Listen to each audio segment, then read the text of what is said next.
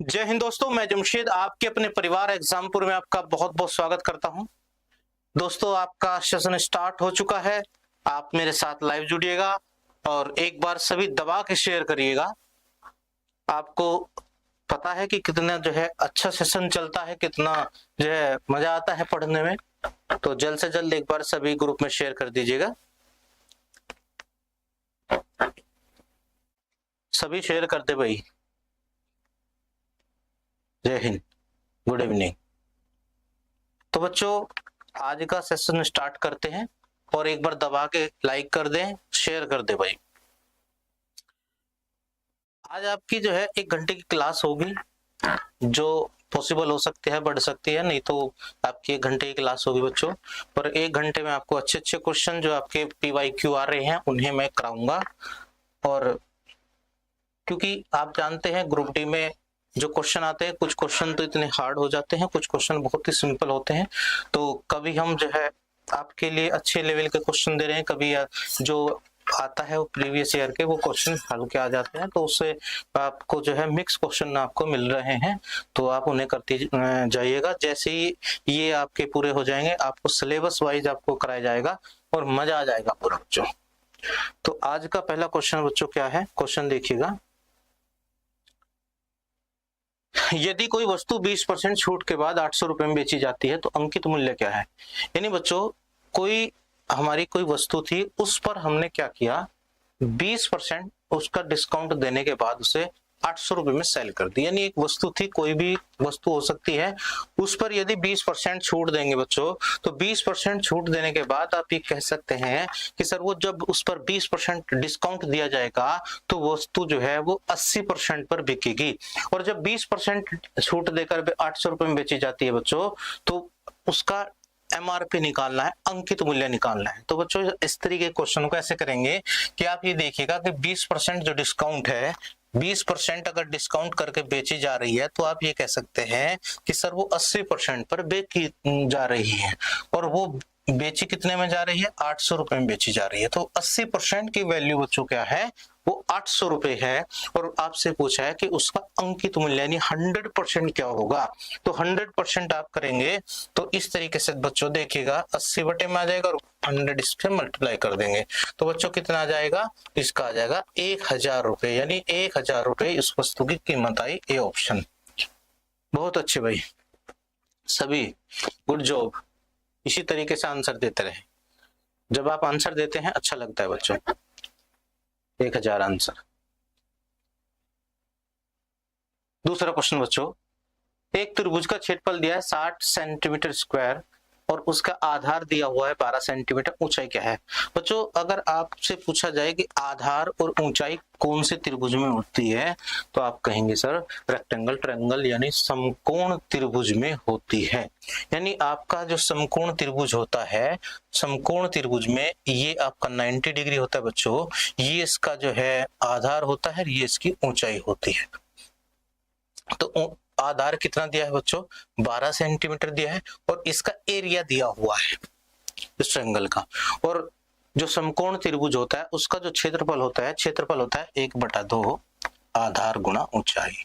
आधार कितना है बच्चों, 12, और ऊंचाई कितनी है इसकी, ये हमें फाइंड करनी है। और इसका जो एरिया दिया हुआ है बच्चों, वो 60 वर्ग सेंटीमीटर दिया हुआ है। तो यहां से क्या करेंगे, 2 से 12 काटेंगे, 6 आ जाएगा और 6 दाई 60, यानी इसकी जो एच आई बच्चों, हाइट जो आई वो 10 सेंटीमीटर आई। तो 10 सेंटीमीटर इसका आंसर आ जाएगा। ए ऑप्शन सभी का आंसर है। बहुत बढ़िया हुई। इसी तरीके से जो है आंसर देते रहे। Good job. हाँ बिल्कुल बच्चों, आगे बढ़े।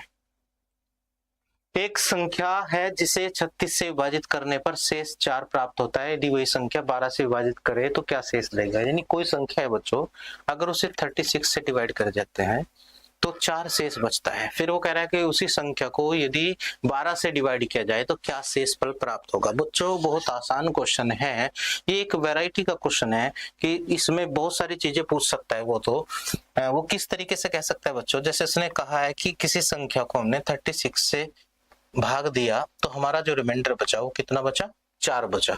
बच्चों, वो कह रहा है कि बस अगर उसी संख्या को 12 से डिवाइड करा जाए, यहाँ पर तो बहुत आसान क्वेश्चन दे रखा है। इसी क्वेश्चन को वो अलग लैंग्वेज में कह सकता है कि यदि उसी संख्या के स्क्वायर को 12 से भाग दिया जाए कितना शेषफल प्राप्त होगा, उसी संख्या के दुगने को 12 से भाग दिया जाए कितना शेषफल प्राप्त होगा, उसी संख्या के स्क्वायर के 3 गुणे को 12 से भाग दिया जाए कितना शेषफल प्राप्त होगा।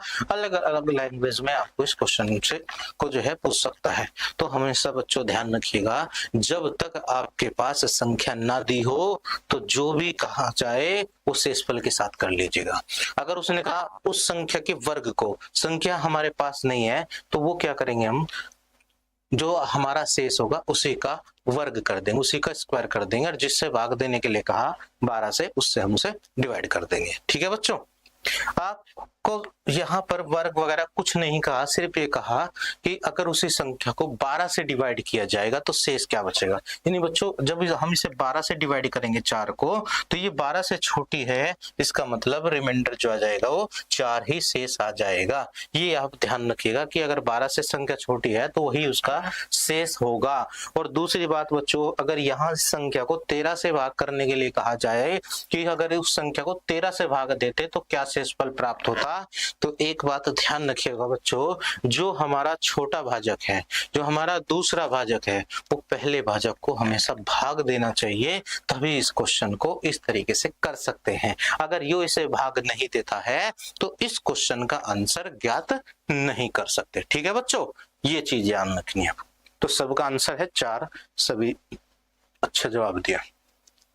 यदि a माइनस 1/a बराबर 3 तो a स्क्वायर माइनस का 1/स्क्वायर का मान। बच्चों इस तरह के क्वेश्चन जो आपके अलजेब्रा के हैं, बीजगणित के जो क्वेश्चन है अलजेब्रा के, ये बहुत ज्यादा आ रहे हैं, तो इन्हें आपको अच्छी तरीके से, बढ़िया तरीके से समझना पड़ेगा। हर जो है आपके मतलब जो भी आपका पेपर हो रहा है उसमें इस तरह के क्वेश्चन आपको मिल रहे हैं।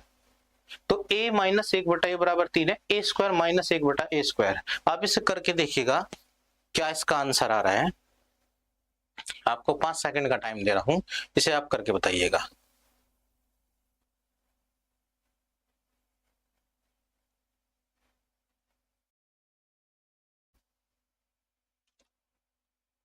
बहुत अच्छे भाई। बच्चों एक बार इसे ध्यान दीजिएगा, यहां पर जो a माइनस 1/a बराबर 3 दिया है और इसका मान निकालना है। बच्चे क्या करते हैं, इसमें गलती क्या होती है बच्चों, गलती ये होती है कि वो इसका स्क्वायर करेंगे, 3 का स्क्वायर क्या होता है 9, और इसमें 2 ऐड कर देंगे 11 हो जाएगा।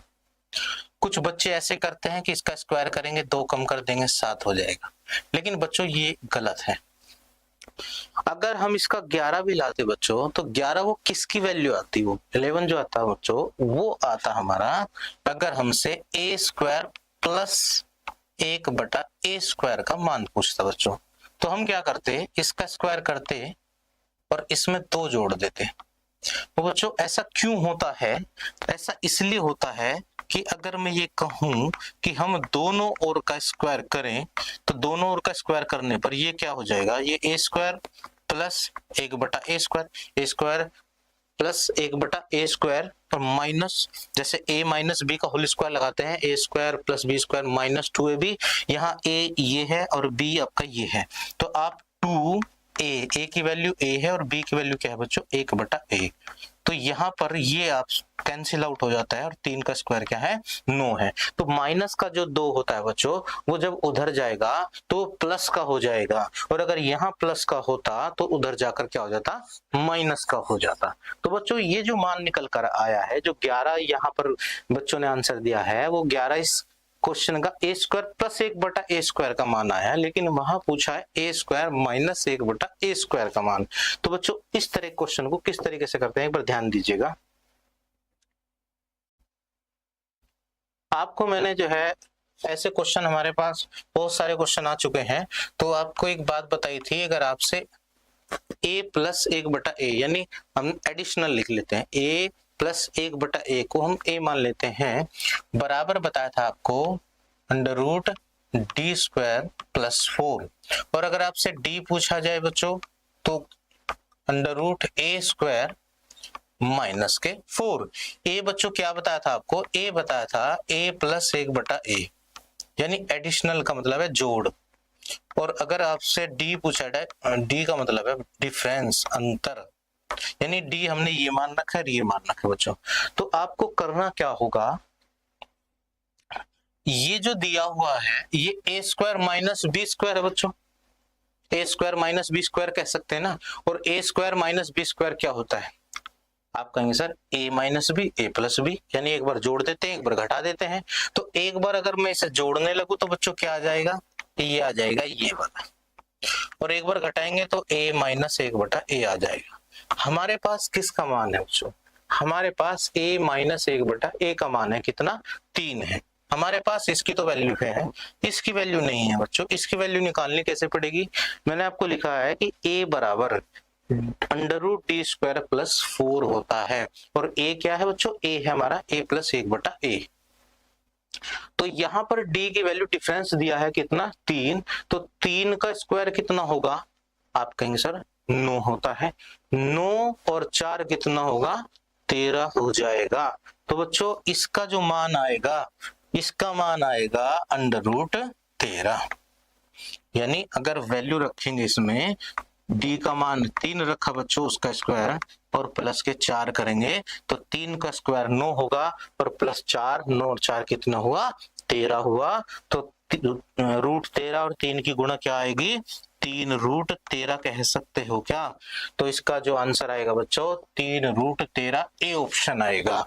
बहुत ही जो है गजब का सवाल था, थोड़ा ध्यान देने वाला सवाल था। जब तक इसमें ध्यान नहीं देंगे तो आपका आंसर ये 11 ही आता रहेगा बच्चों। तो ये आपने 2 पॉइंट याद रख लिए, तो इस तरीके के क्वेश्चन को कभी नहीं भूलने के।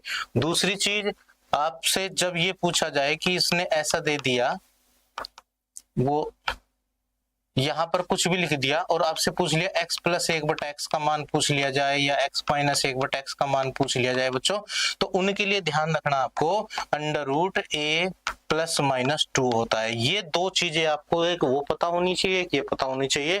फिर आप 3 का, 5 का, 4 का, 6 का, x की 5 प्लस 1/, सब के मान आप ज्ञात कर सकते हैं बच्चों।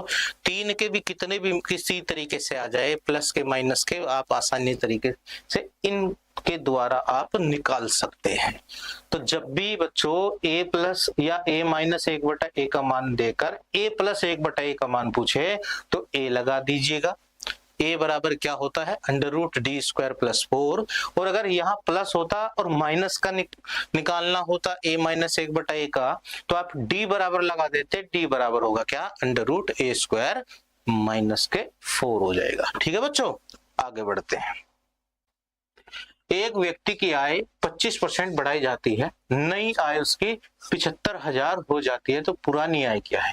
यानी बच्चों जब एक व्यक्ति की आय में 25% वृद्धि की गई, यानी इंक्रीज कर दे, बढ़ा दी उसकी आय, तो उसकी आय बढ़कर कितनी, मतलब आय जो हो गई वर्तमान में उसकी 75,000 हो गई। तो पहले कितनी थी, आप ये कहिएगा कि सर 25% जो होता है, 25% होता है 25/100 करके 1/4 होता है। यानी अगर पहले उसकी आय 4 थी, आज उसकी आय में कितनी वृद्धि हुई, आप कहेंगे सर 1 की वृद्धि हुई। तो जब 1 की वृद्धि हुई तो बच्चों कितनी हो गई आय, 5 हो गई।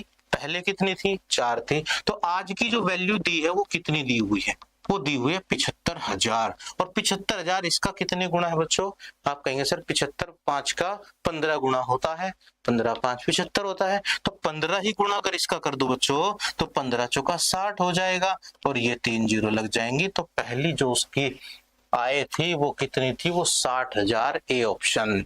सबने बढ़िया आंसर दिया, बहुत बढ़िया भाई। इसी तरीके से देते रहे, आसान क्वेश्चन था बच्चों। आगे बढ़े। यदि किसी धनराशि पर 2 वर्षों का साधारण ब्याज 1600 रुपए है और ब्याज वार्षिक ब्याज की दर 8% है, तो मूलधन बताना, प्रिंसिपल बताना है आपको क्या होगा।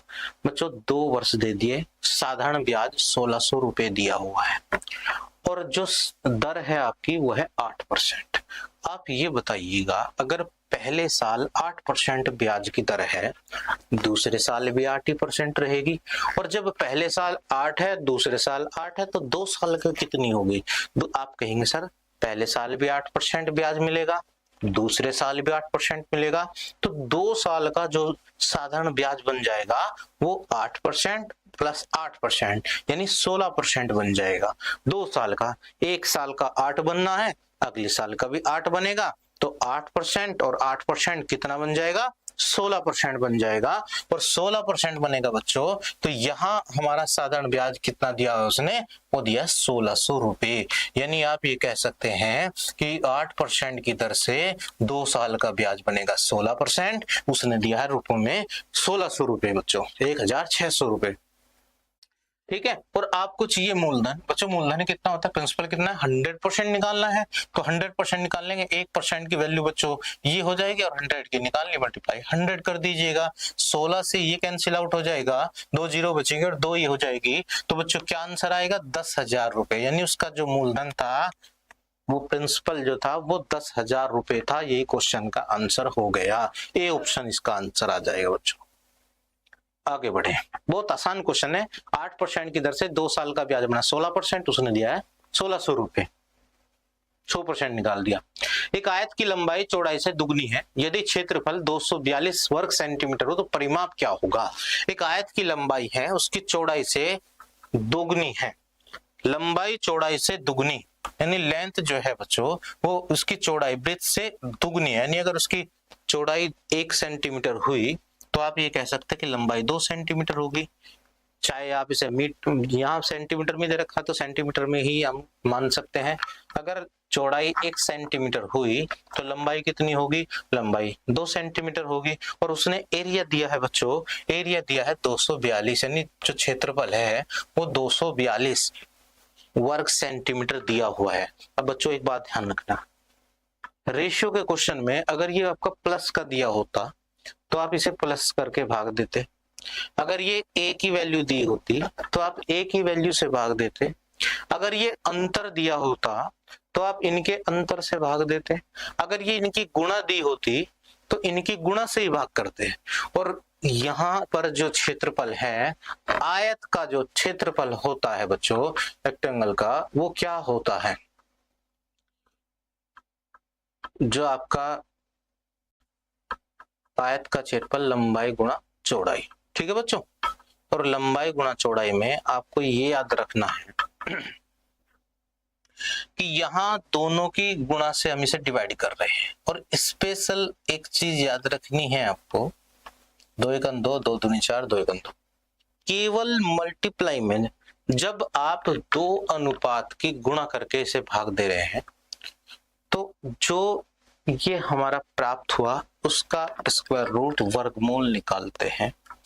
अगर 3 अनुपात की गुणा करके आप भाग देते तो उसका क्यूब रूट घनमूल निकालते हैं। कारण क्या है बच्चों, अगर मैं इसे x मानता तो ये 2x हो जाता, और x की और 2x की जब हम मल्टीप्लाई करते, लेंथ की और ब्रेथ की मल्टीप्लाई करके एरिया निकालते बच्चों, तो वो एरिया आ जाता 2x स्क्वायर। भाई x की और 2x की जब मल्टीप्लाई करेंगे तो 2x स्क्वायर आएगा, और वो दे कितना रखा था, 242 दे रखा था। तो इससे जब इसे कैंसिल आउट करेंगे 121 आ जाएगा, और x की वैल्यू क्या आ जाएगी बच्चों, ये अंडर रूट में हो जाएगा और ये 11 आ जाएगा। ठीक है बच्चों, तो जब 2 अनुपात की गुणा करके भाग दिया जाता है, केवल गुणा में स्पेशल, बस बाकी और कुछ में कुछ नहीं करना, गुणा वाले क्वेश्चन में जब 2 अनुपात की गुणा करके भाग देते हैं तो इसके जो भाग देकर आया उसका वर्गमूल, उसका स्क्वायर रूट निकालते हैं। तो इसका स्क्वायर रूट क्या है बच्चों, 11, और 11 की इसमें मल्टीप्लाई करेंगे हमारी चौड़ाई आ जाएगी, ये इसमें लंबाई आ जाएगी। और बच्चों हमसे पूछा है इसका परिमाप क्या होगा, और आयत का परिमाप आप जानते हैं 2 × l+b, यानी जो आपकी लंबाई और चौड़ाई होती है, लेंथ और ब्रेथ होती है, उसका टोटल करके डबल कर दीजिएगा तो उससे आपका परिमाप निकल कर आ जाएगा।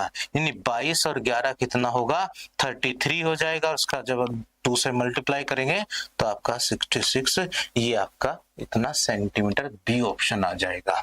तो 66 इस क्वेश्चन का आंसर आया, परिमाप। बच्चों ध्यान दीजिएगा, जो आपका परिमाप होता है, परिमाप में आपका अगर माप जो दे रखी है वो मीटर में है तो उत्तर मीटर में रहेगा, अगर वो सेंटीमीटर में है तो वो सेंटीमीटर में रहेगा। इसमें कोई वर्ग वगैरह कुछ नहीं लगाते। क्षेत्रफल में आपका सेंटीमीटर है तो वो उसे क्षेत्रफल कहेंगे, तो वो वर्ग सेंटीमीटर बोला जाएगा बच्चों। अगर आयतन होता तो घन सेंटीमीटर होता। ठीक है बच्चों, आगे बढ़े। X square plus Y square बराबर 25 और एक्स वाई बराबर 12 है, तो एक्स प्लस वाई का होल स्क्वायर क्या होगा। यानी बच्चों ये दिया हुआ है X square plus Y square की वैल्यू, इसकी वैल्यू दी हुई है और इसकी वैल्यू दी है, और इसका मान ज्ञात करना है।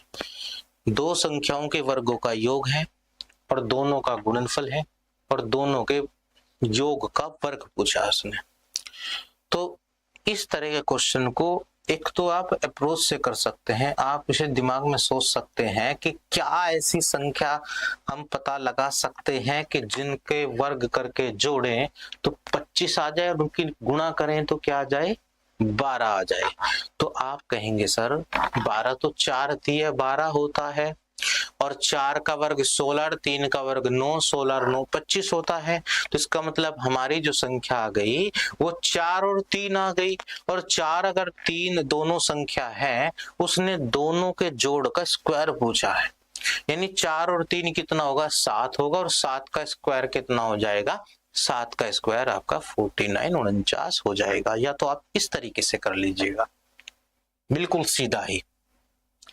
या बच्चों आपको x प्लस वाई का होल स्क्वायर निकालना है, और आपको पता है कि इसका होल स्क्वायर क्या होता है, X square plus 2x Y plus Y square होता है बच्चों, यही तो होता है। और ये इन दोनों का जोड़ कितना दिया हुआ है, 25 दिया हुआ है बच्चों।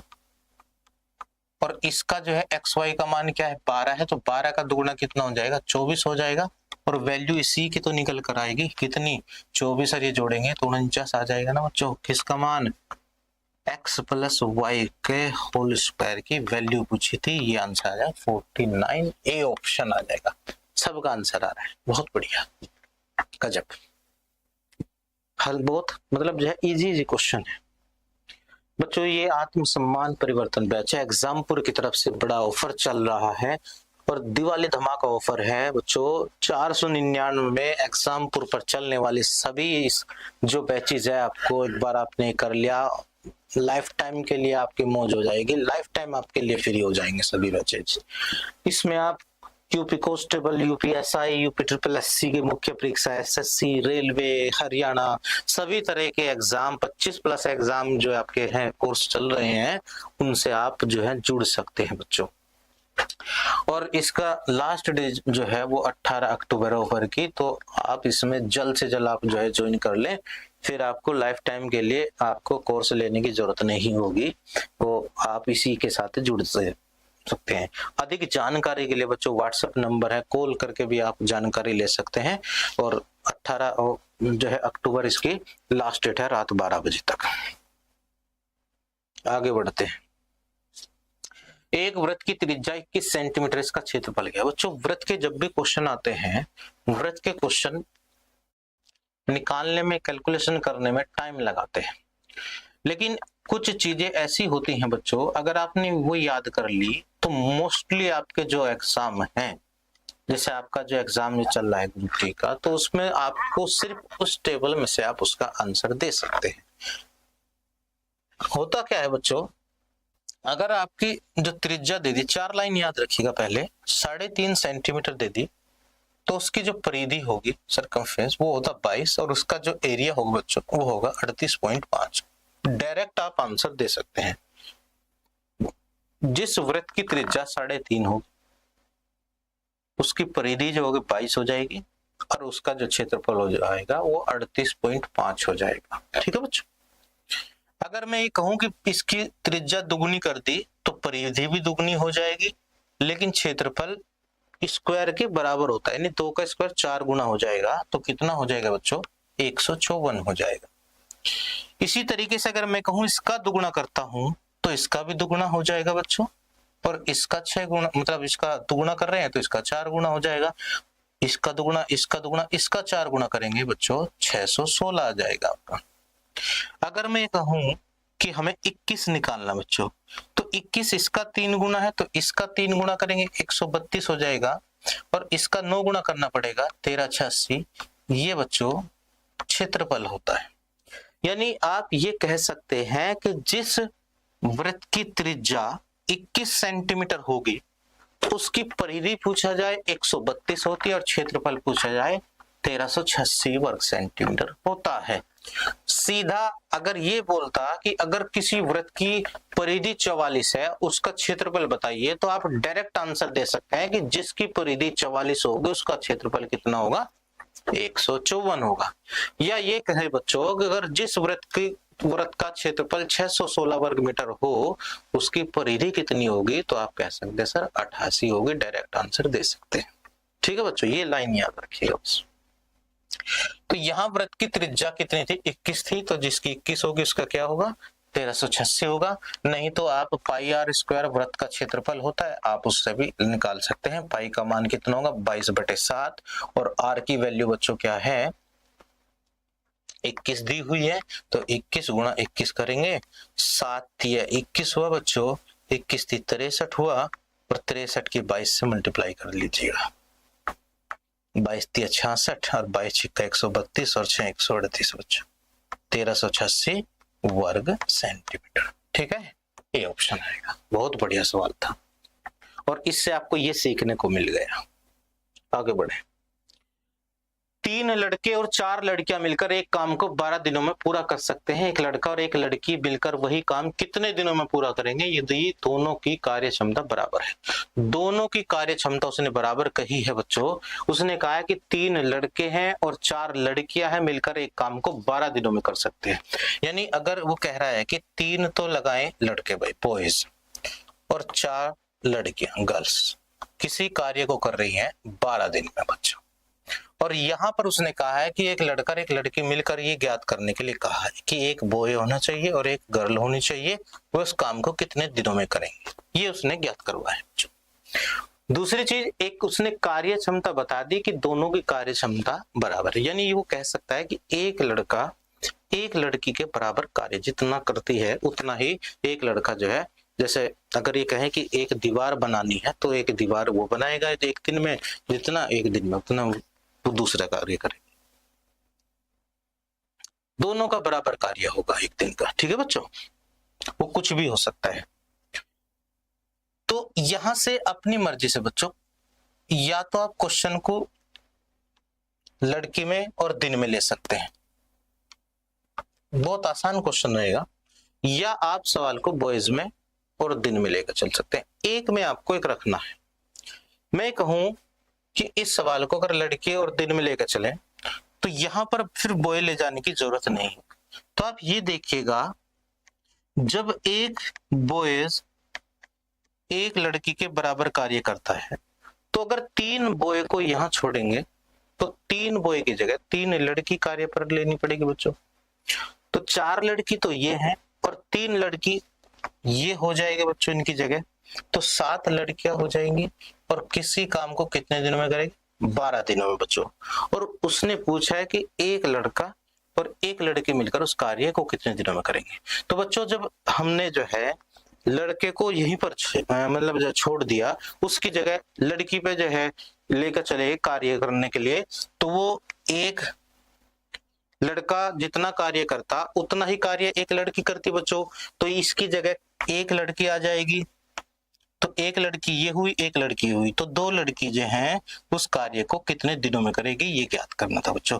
2 छिक 12 हुआ और 6 7 42, यानी 42 दिन में करेगी, ये आंसर आ जाएगा।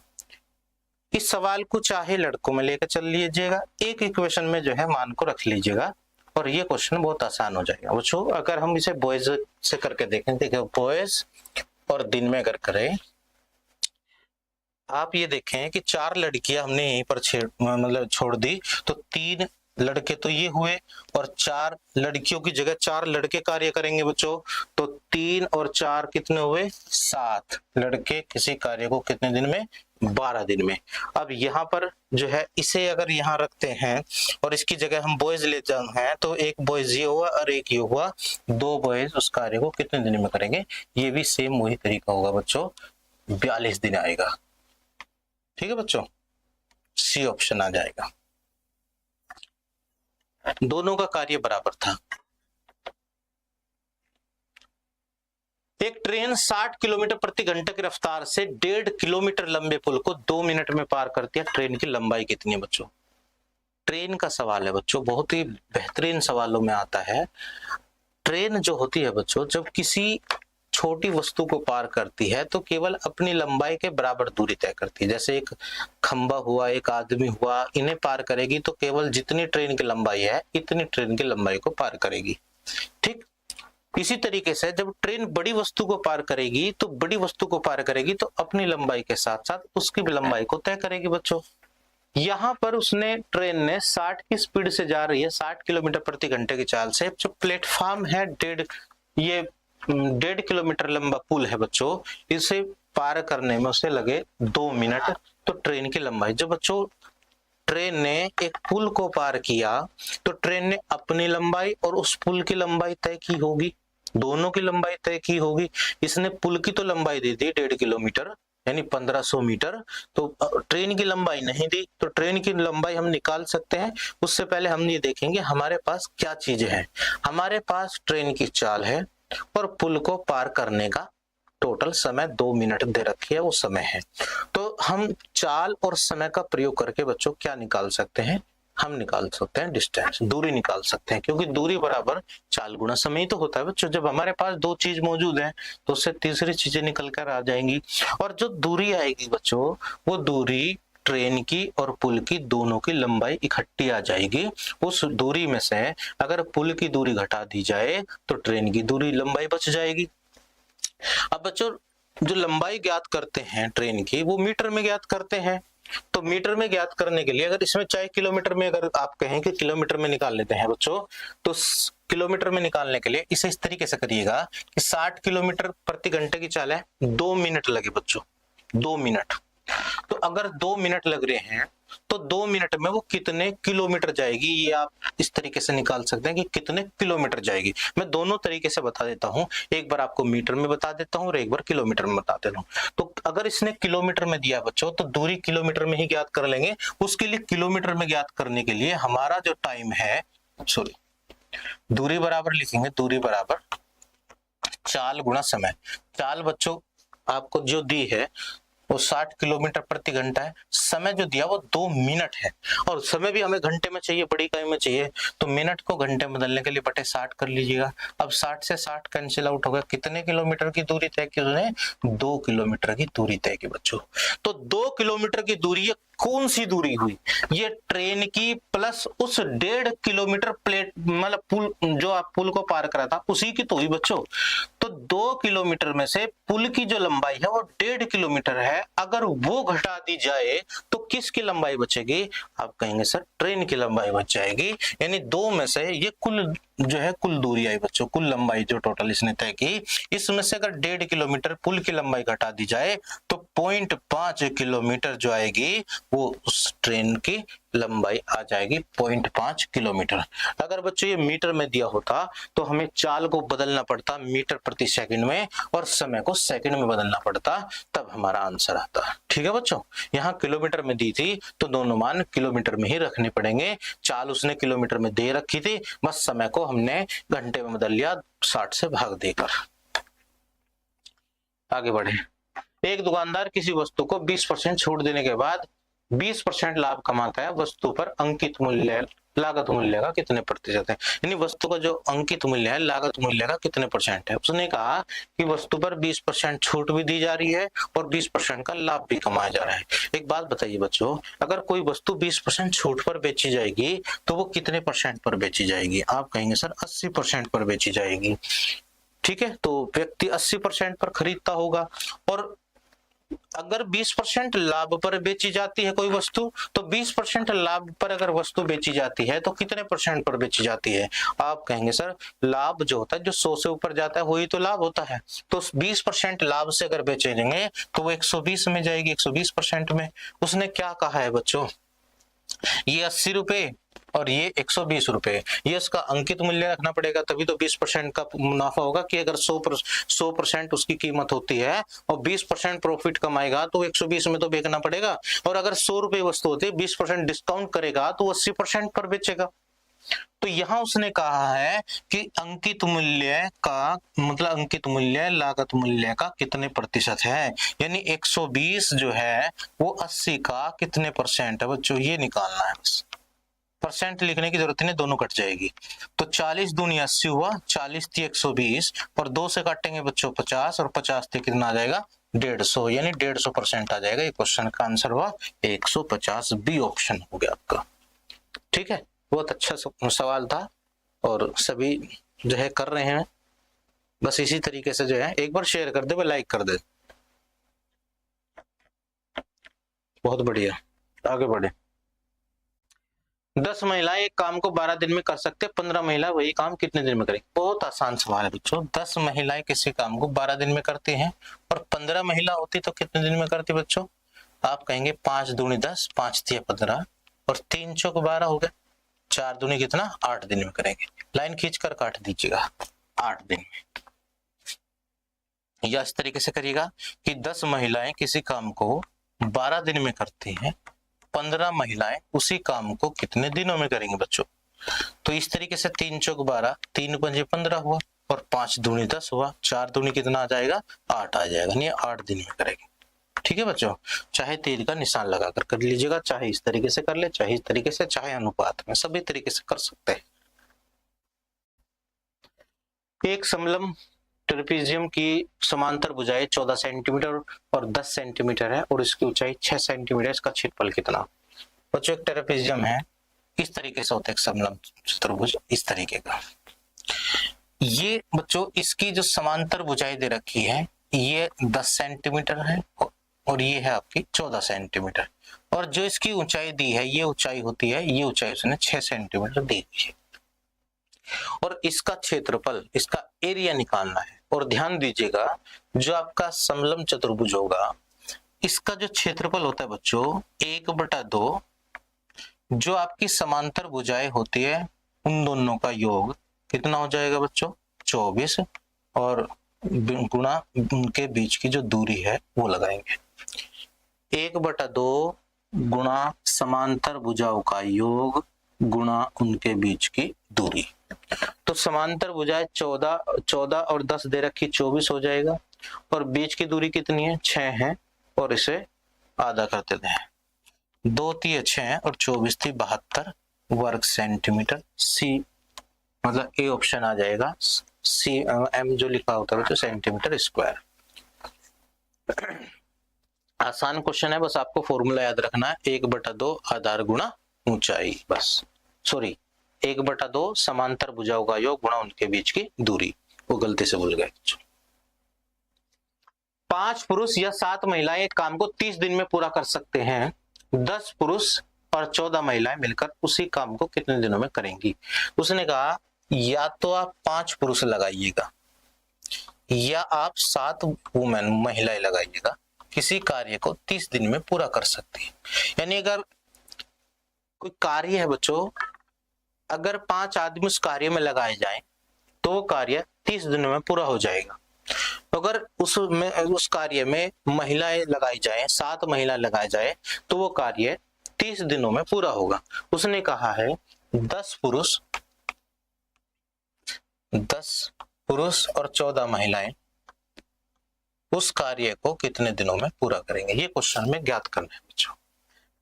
जब भी ऐसा सवाल आए अपनी मर्जी से बच्चों इक्वेशन एक में रखने लेकर चलना है। जैसे पहला क्वेश्चन था, या तो आप टोटल जो कार्य है वो आदमी जो है पूरा कर लेंगे या टोटल कार्य जो है वो औरत पूरा कर लेंगे, तो किसी भी एक इक्वेशन में आपको क्वेश्चन को करना है। तो अगर क्वेश्चन को पहले दोनों से देखेगा, औरत और दिन लेकर चले, तो 7 औरत किसी कार्य को कितने दिन में करती है, आप कहेंगे सर 30 दिन में करती हैं, तो 7 औरत 30 दिन में। और बच्चों जब हमने औरत में लिया है क्वेश्चन को तो फिर इन आदमियों को जो है छोड़ देंगे, इनकी जगह कितने औरत कार्य करेंगी। आप ये देखिएगा कि अगर 5 आदमी लगते हैं तो 7 औरत के बराबर कार्य करते हैं। अगर 10 आदमी रहेंगे तो 10 इसका दुगुना है बच्चों, तो इसका भी दुगुना हो जाएगा, यानी 14 औरत के बराबर कार्य करेंगे बच्चों। ठीक है, तो इनकी जगह 14 वुमेन लिए और 14 आपके ये हैं, तो 14 ये और 14 ये 28 हो गए बच्चों। 28 औरत उस कार्य को कितने दिन में करेंगे? 7 चौक 28 और 4 सत्ते 28 और 0.4 पंजे 20, यानी 7.5 दिन में करेंगे कार्य को। तो 7.5 दिन बच्चों इसे इस तरीके से भी लिख सकते हैं और 7 से 1/2 दिन ये भी कह सकते हैं।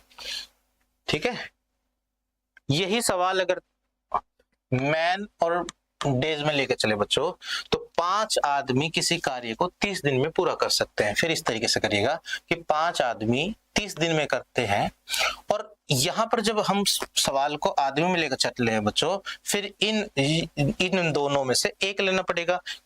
क्या लेके चलेंगे हम? आदमी लेके चल रहे हैं तो 10 आदमी है, 14 औरत की जगह बच्चों कितने आदमी कार्य करेंगे?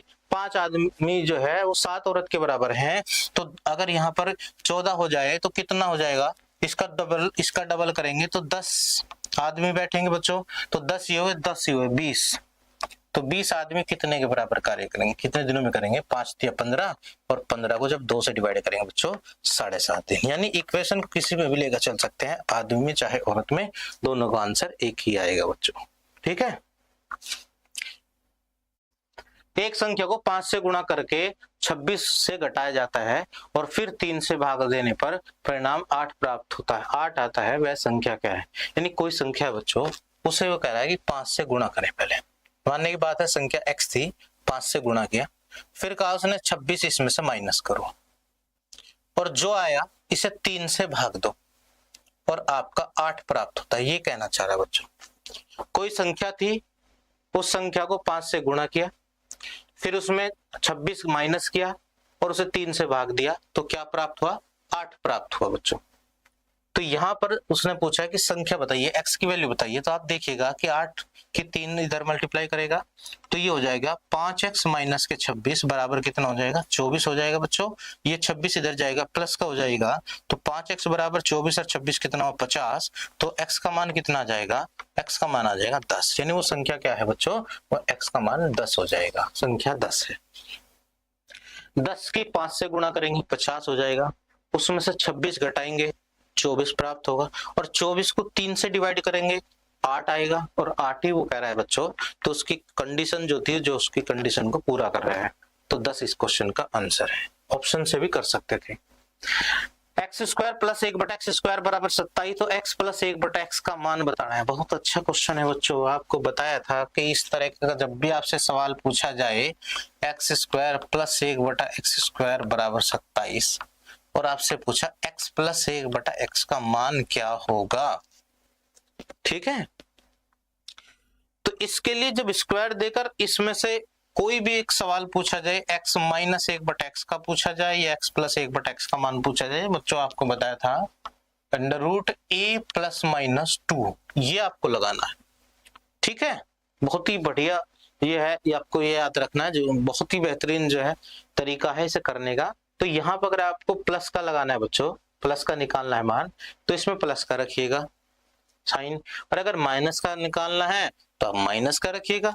तो आपको प्लस का निकालना है ना यहाँ पर, तो प्लस का रखेंगे, तो a की वैल्यू क्या है? 27 प्लस 2 करेंगे क्या हो जाएगा? 27 और 2 हो जाएगा 29। तो इसका मान क्या है बच्चों? 29, यानी √29 आया, तो सी ऑप्शन आ जाएगा आपका। और अगर आपको इसका मान निकालना होता बच्चों, तो क्या करते आप? 27 में से 2 माइनस करते, माइनस का लेकर चलेंगे, 27 में से 2 माइनस करेंगे 25 हो जाएगा, और 25 का √ वर्गमूल करेंगे तो कितना हो जाएगा? 5 आ जाएगा। ठीक है बच्चों, ये याद रखो, बहुत बढ़िया चीज है। एक व्यक्ति किसी वस्तु को 25% हानि में बेचता है, यदि वह 60 रुपए अधिक में बेचता तो उसे 5% लाभ होता। वस्तु की लागत कीमत कितनी है? यानी 25% हानि पर कोई वस्तु बिक रही थी, यदि उसे 60 रुपए अधिक में बेचते। अगर ये बताइएगा कि 25% के नुकसान से कोई वस्तु बिक रही है, और अगर उसे 60 रुपए अधिक में बेच दें तो 5% प्रॉफिट हो गया, यानी इससे डबल प्रॉफिट हुआ। कैसे? जो उसका 25% हानि था, नुकसान था, वो खत्म हो गया, ऊपर से 5% का प्रॉफिट हो गया उसे। यानी 25% अगर माइनस में थे वो भी पूरे हो गए, और 5% जो है 5 रुपए, अगर मानने की बात है आपका बैलेंस माइनस में है 25 रुपए, और इसमें अगर कोई ऑफर आ जाए तो माइनस भी खत्म हो जाएगा और प्लस में पैसे आ जाएंगे, तो डबल फायदा हो जाएगा ना बच्चों। जैसे ही उसे 60 रुपए अधिक में बेचा तो माइनस वे भी खत्म हो गए, 5 रुपए ऊपर प्लस में भी हो गए, तो हम कह सकते हैं कि जो प्रॉफिट हुआ टोटल, वो प्रॉफिट हुआ कितना बच्चों, 30% का प्रॉफिट हुआ। और रुपए में बात करें कितनी, किसकी वजह से, 60 रुपए अधिक में बेचने की वजह से। तो 30% की वैल्यू इतनी है और निकालना क्या है बच्चों, कीमत निकालनी है। तो 100% निकालनी है। 30 दूनी 60, कितने रुपए, 200 रुपए, ये वस्तु की कीमत आ जाएगी। इस तरह के भी क्वेश्चन आ रहे हैं, थोड़ा सा ध्यान दिया जाएगा तो ये क्वेश्चन आसान क्वेश्चन है बहुत ज्यादा। एक एक ऊपर पढ़ ले बस, उसमें फिर कभी भूलने के ऐसे क्वेश्चन। आगे देखें, एक विद्यार्थी को किसी राशि का 5% ज्ञात करने के लिए कहा गया, उसने त्रुटिवश उस राशि का 7% ज्ञात कर दिया जो 210 था। सही उत्तर बताना है। यानी राशि का 5% निकालना था, गलती से 7% निकाल दिया। निकालना 5% था, निकाल दिया 7%। और जो 7% निकाला वो क्या था बच्चों, 210 था। सही उत्तर लगाना। बच्चे ऐसा ना कर दियो कि दोनों का डिफरेंस बराबर रख दिए। उसने कहा कि 7% निकाल दिया जो 210 था। इसका मतलब क्या हुआ कि 7% की वैल्यू 210 थी।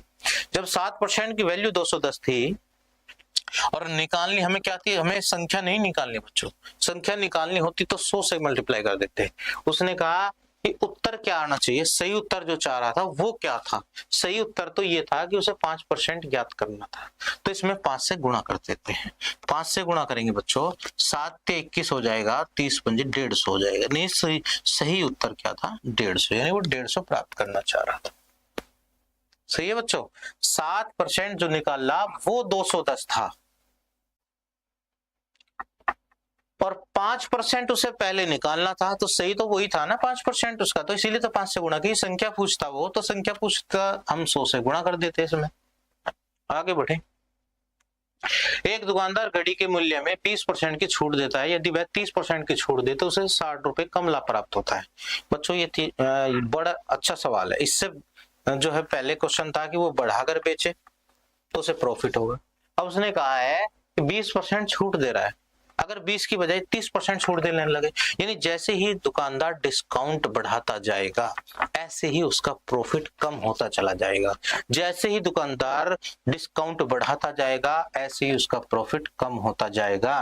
तो 20% की बजाय 30% उसने जो है छूट दी, तो बच्चों दुकानदार का प्रॉफिट कम होगा ना, होगा। तो यहाँ कितनी छूट फालतू करी उसने, 10%। तो 10% की छूट कम मतलब करते ही, बढ़ाते ही, तो उसे 60 रुपए कम प्राप्त हो रहे हैं। तो 10% की वैल्यू है 100% निकालना है। इसका 10 गुना, इसका भी 10 गुना कर दीजिएगा। 600 वस्तु पे जो है मूल कीमत थी।